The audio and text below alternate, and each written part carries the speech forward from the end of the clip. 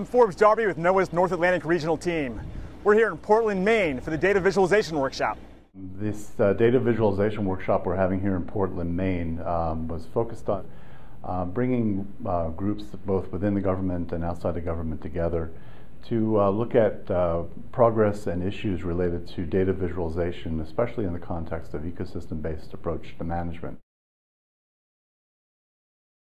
So data visualization to me is a way to tell a story to reach an audience from diverse backgrounds. So it's a way to take our very complex understanding, try to distill it into a way that can be communicated to a broader audience.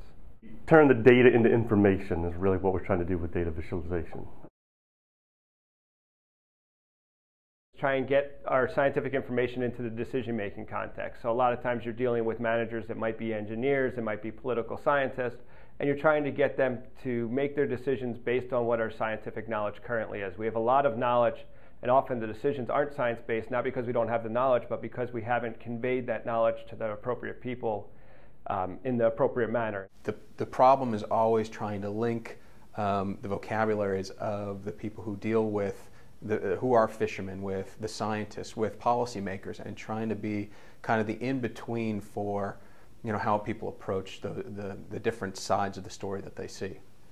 Put it in formats, in pictures, in graphs, in ways that the people can digest it, and I think even better than that is to allow some exploration to the data. Especially for what I work on, which is food webs, is to try to communicate complexity in a way that people can grasp somehow. So it's kind of a challenge. It's been incredible. My mind has totally been blown on the fact that there is so much really excellent work going on that I didn't even know about. Got a sort of a reputation as a stovepiped organization. So to gather this group together has been really a great thing for just seeing what all is going on out there in terms of visualizing all this data and trying to get at solutions that people can use. Well, I think it's great to have a diverse set of folks working on this. You have everybody from GIS experts to biological scientists to academics to government employees. And it's also really great to see the work that other people are doing, because I think in our office we're very fisheries focused, but we're trying to expand to ecosystem-based management, and for that you need to go cross-sector, and I think a lot of the other line offices are already there. So it's been great for me just to see what people are working on and meet some new people working in the field.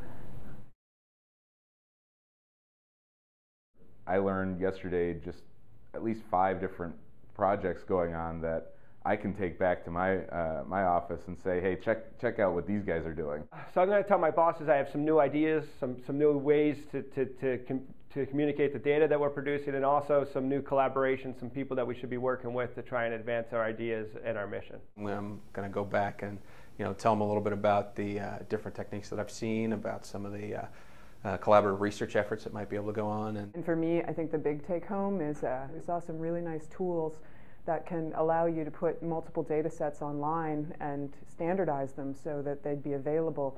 That's the first step. And then the second step is all of the visualizations we've been seeing and people with really creative ideas on how to put this information together. And then there's a lot of other things that are going to have to simmer a little bit before I can actually start to think of ways to use them, but I think that'll come out in the summary report. It's been a good workshop.